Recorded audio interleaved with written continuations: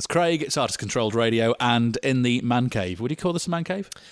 Yeah, I would, you know. It's a bit random, isn't it? Yeah, or it could be, you know, a girl that likes hanging out with the guys even. Yeah. Or an after-party cave. I never thought of that. Hey, do you fancy coming back to my... After-party cave? Yep, Yeah. could be that, I reckon. Batmobile. It's got that vibe. What did decide you to make to come back and start to go back to the music industry again? Well, I was gigging a long time, doing kind of about 250 shows a year for 8 to 10 years, and this would involve all sorts of venues from, you know, clubs, nightclubs to good stuff, you know, theatre and support slots, but also, you know, your hotels, corporate work, weddings, whatever really, just making a living as a singer.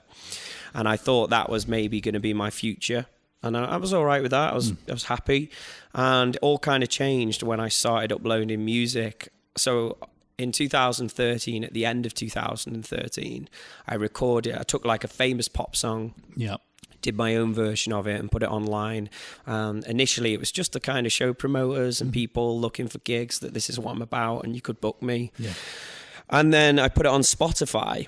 And I started getting some streams, and this was kind of natural discovery. So people would be looking for, say, Katy Perry, and they'd find my acoustic version of her song, and, you know, they might kind of click to follow or add it to their playlist. And it was a combination of that happening a lot. I mean, you're the first artist we've talked to that's actually talked about the social networking side of it and how it works, because it has changed, and is it easier to get your music out there now? Have you found that the easy way to actually do that?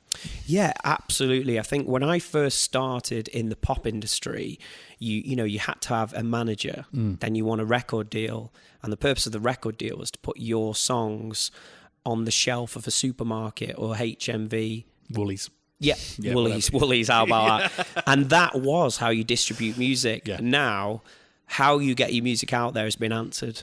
We can all go on Spotify, we can go on iTunes, we can get a video uploaded to YouTube. Now it's about how do you be found? That's the new question for artists. The distribution question is done. You can get your music out there, it's not a problem, worldwide. And now I actually even think of music as not just Britain. I even writing songs, I go, will they understand that in the Philippines? Because I've got to consider that now, because they buy and sell and download and share my music. So I think differently when I write. So I would say to any artist, just don't think that you can't get out there and do it yourself. So why did you choose Get Over You? Why was that the single you went with? Was there a sound to it, like you said? Was there something that you thought, you know, this is the one I'm going to release, this is the single, rather than put it on a... Yeah, well, I had a song that... I had a couple of songs that I was choosing from. Let's say, you know, we got song A and song B. And song A is Get Over You. Mm-hmm. A lot of people said, we like both, but we're thinking that song B is slightly more instant. So I said, well, I'm not going to release that song first, because unless I'm Sam Smith, and I can guarantee the support of Radio 1 and these big playlist men in suits, if I can't guarantee they're on my side, I can't go with my best track. No. I've got to go with not what you call a bad track, but my beginning track of the journey. Back in the day, an A and a B side then. Yep, yeah. And I'll build people up. And everyone always used to say, Robbie Williams, you know, if it wasn't for Angels on his fourth single, he wouldn't have had a career, and you wouldn't even get to that stage now. And I think the way I market my music is the old school way. I had to go out there first, let's see what support I get.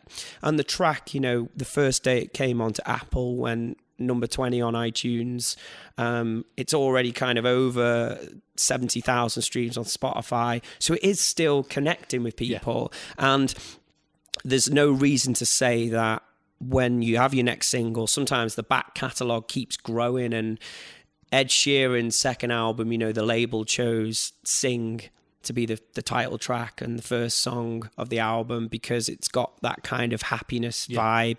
The radio pluggers like it. But in the long term, we all know that Thinking Out Loud does way better, and it gets added, and that will be played in 10 years. Whereas Sing's a great song, but Thinking Out Loud's the hit. Yeah. And that's the way I looked at it, really. I just thought, I've got to get out there and create a career. I can't, this is not a single. I need a career, I do. And I need to sell tickets and make a living because I don't have the machine. So my whole marketing strategy was different. And that's why I think I went with this song. Now, if people want to check you out, you're on Facebook and Twitter, and you obviously are your website as well, which we've seen. Good website, by the way. I'm just changing that, actually. Oh, yeah. We like Maybe it. I should leave it. It's a crap website. Oh, God, I'm going, so obviously, you know, I'm on, like, social-wise, your Twitter, your Instagrams and things, and I'm still getting used to Instagram, really. I can't understand. Do you take pictures of food on it? Well, Loads of no, people I just think... Do you take pictures of food on Instagram? Every time I take a picture of music, they're kind of like, you know, you get a few likes, but you take a picture of a Christmas jumper on, viral. That's what we need to do. Everything needs to be Christmas jumpers. Honestly. So obviously I'm on all the social platforms, music-wise. You know, you can check me out on this station, you know. And if in between you got your Spotify and your Apple and things like that, and all my music videos and stuff on YouTube. And, you know, I put a lot of... If you can't find me online, then there's something wrong with you. So go and question your intelligence. You know, you can't find him, you're thick. Yeah, basically, it is, honestly. You cannot. My Twitter handle is MJOfficial. I robbed it off Michael Jackson, so... Oh, that's he doesn't need it now. That's it. No. So you can go find me on there. And one thing I would say is, you know, if people speak to me online, I love chatting with people, and I've made it my mission since I started uploading videos 3 years ago to make sure I reply to every comment. So there's never been one comment that somebody hasn't had a reply, even if they want to take a pop. I'm happy with that. Come up with some quick comment, couldn't you? Yeah, just go James Blunt on them. You know, like I said, I've got no one to answer to. So anyone just goes, don't know if you should have said that, Matt. And I go, well, who's going to fire me? Yeah, nobody. Only yourself. Done. Well, your guitarist.